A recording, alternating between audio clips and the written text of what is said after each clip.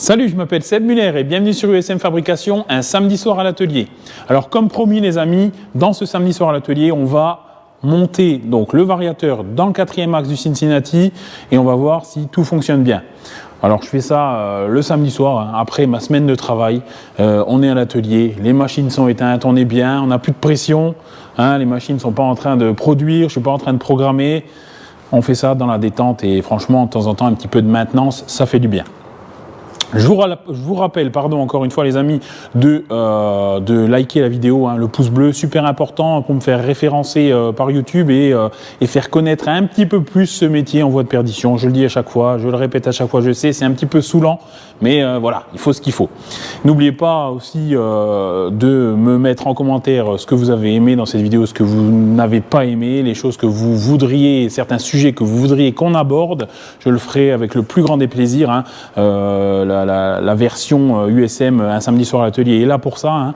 On peut tester du matos, on peut parler de marques. Voilà, d'habitude dans les autres vidéos, c'est vrai que dans les tutos express, on vous apprend à usiner. Dans les fabrications que je fais, je vous montre mes fabrications du quotidien. Là, c'est un petit peu plus détente, je dirais, et on peut aborder un tas d'autres sujets. Voilà.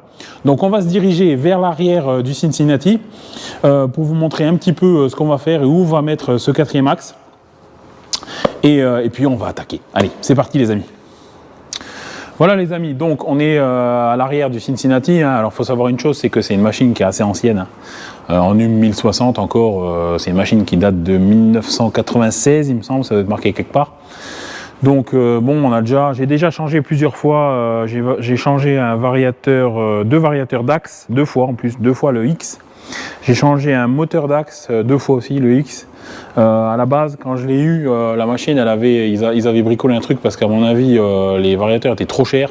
Donc ils ont mis des genres de variateurs adaptables qui étaient pas bien du tout parce qu'en plus j'avais des petites vibrations.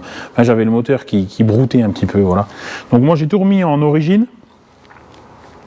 Ils avaient fait une grosse modification du câblage quand ils ont fait justement cette connerie à changer le moteur et à mettre le mauvais. Donc on a dû recabler un tas de trucs, c'était horrible. Moi qui suis très mauvais en électricité en plus, hein, je vous le dis. Donc voilà. Nous, ce qui nous intéresse là, alors vous voyez là, il y a le NUM, hein, le 1060. Voilà, il y a en bas, il y a trois variateurs X, Y et Z, plus les moteurs. Et là, ce qui nous intéresse, le 4e axe, c'est celui-là. Voilà, c'est celui-là qui est cramé.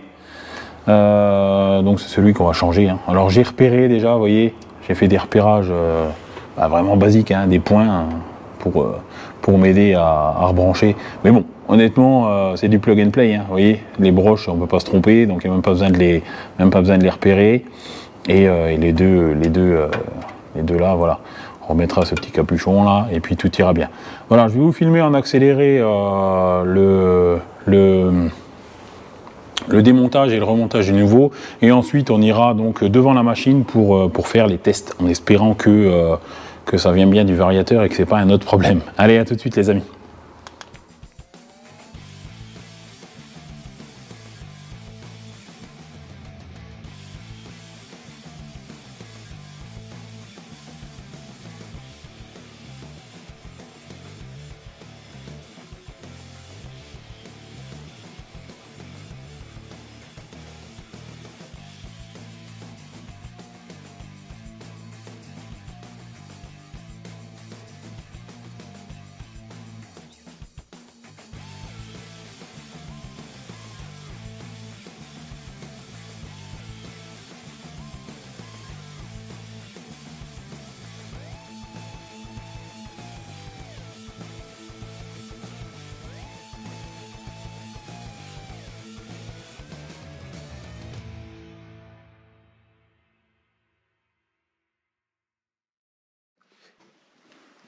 Voilà les amis, donc j'ai tout rebranché, plug and play, hein. Franchement dit, c'est pas compliqué quoi. Pas besoin d'appeler un dépanneur pour ça, on peut s'auto-dépanner hein, quand voilà. Donc j'ai remis tout bien comme c'était, hein, les repères, sur les repères j'ai tout bien vissé. J'ai mis la petite plaque de protection là, pour pas se prendre un petit coup de jus. Et puis voilà, après j'ai mis C1 avec C1, C2 sur C2, C3 sur C3, enfin bon voilà quoi. Bon, on va passer au test, hein, les amis. Je vais allumer la machine et puis on va mettre en route pour la première fois ce 4e axe ensemble. Bon, nous voilà devant la machine, les amis. Vous avez vu en accéléré, j'ai monté le moteur, tout ça. J'ai allumé la machine, j'ai fait des pommes X, Y, Z et magasin. Je laisse le suspense pour l'axe A. Donc on va faire les pommes, on va tester. Vous voyez un petit peu la configuration avant qu'on mette en route, hein. Comme je vous le disais tout à l'heure, j'ai un étau en permanence dedans pour faire des petites pièces dans ce coin là, et c'est vrai que le 4e axe, bon, il est bien au bord de la table, hein, mais il prend quand même pas mal de place. Voilà, donc je pourrais pas mettre 2 étaux malheureusement, c'est un petit peu sacrifié, mais ça me rendra de fiers services sur un tas d'autres pièces, parce qu'en général j'ai mon petit diviseur manuel que j'avais sur Mahuron, et quand on a de la série à faire, c'est vrai que tourner au bout d'un moment on en a ras-le-bol. Bon, ceci dit les amis, voilà, on va lui faire ses premiers tours de roue, hein. Donc on va voir s'il tourne déjà. Prions le Seigneur. Voilà, donc vous voyez, les pommes sont faites. Le caméraman a loupé les pommes, c'est pas grave. Non, rigole, c'est bon. Et donc, regardez, tac, mode manu. Voilà. Donc c'est bon, c'est une réussite, hein. Vous voyez, ça fait longtemps qu'il a pu tourner. On le voit ici, là. Ça, c'était stocké en bas, c'est un reste d'huile qui partira avec le temps. Mais voilà. Le changement du variateur, c'est une réussite, et croyez-moi que ça va me changer la vie.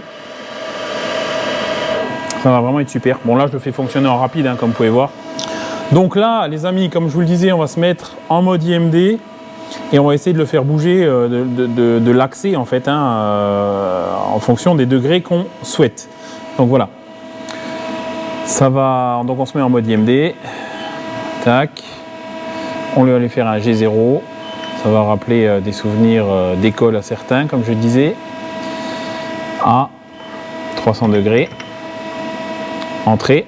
Et là, départ cycle. Donc là, on va le voir s'axer.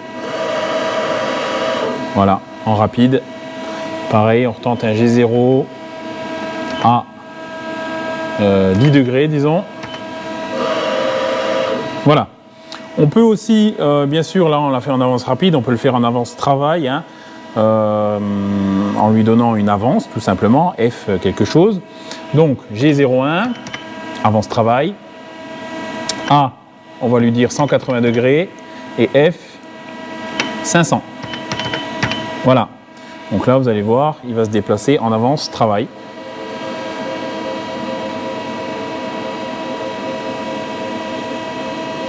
Voilà. Maintenant, bien sûr, l'objectif de tout ça, ça va être de l'utiliser en continu, bien sûr.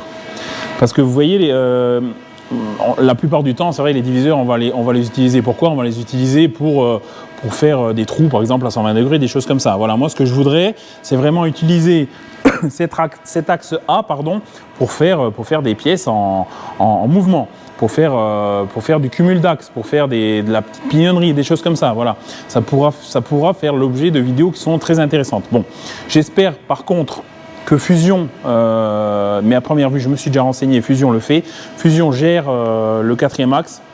Le seul problème que j'ai avec le Cincinnati, c'est la mémoire du NUM qui est assez petite. Et quand on va avoir des usinages assez complexes, surtout en 4 axes, déjà en 3 axes, la mémoire, je la sature souvent.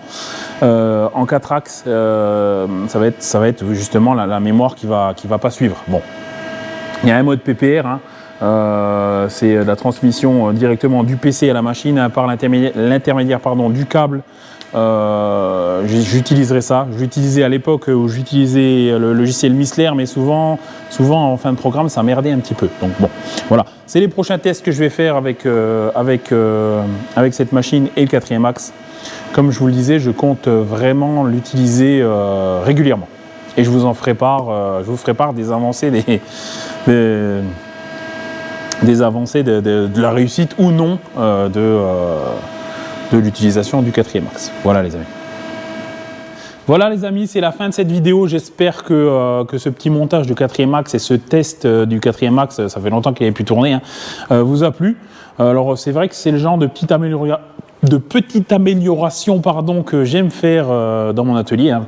J'ai longtemps hésité à le changer, ce 4e axe. Parce que vous voyez, dans la machine, il est quand même encombrant, pardon, j'ai du mal. C'est samedi soir, c'est normal. Il est encombrant et c'est vrai que quand j'ai besoin, par exemple, de toute la place dans la machine, hein, à mettre 2 étaux, il faut le démonter, c'est assez fastidieux, on va dire. Bon, là, je vais essayer de le laisser à demeure dedans, hein, de ne plus le démonter, ou vraiment, quand vraiment je serai embêté, ou vraiment quand j'aurai de la très grosse série à faire.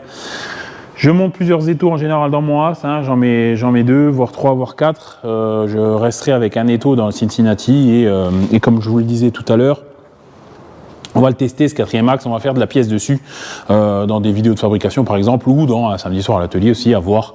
Voilà. Je vous invite également à rejoindre le groupe Facebook USM Fabrication, hein, on est bientôt 20 000 il me semble, oui on est 19 000 et quelques. On y échange au quotidien, hein, des problèmes que vous pouvez rencontrer dans votre société, dans votre travail, dans certaines méthodes de travail que vous aimeriez approfondir ou modifier ou tout simplement en apprendre un petit peu plus sur l'usinage. Idem sur Instagram, du contenu exclusif quasiment chaque jour. Voilà les amis, je vous dis à bientôt, bonne soirée et bon week-end.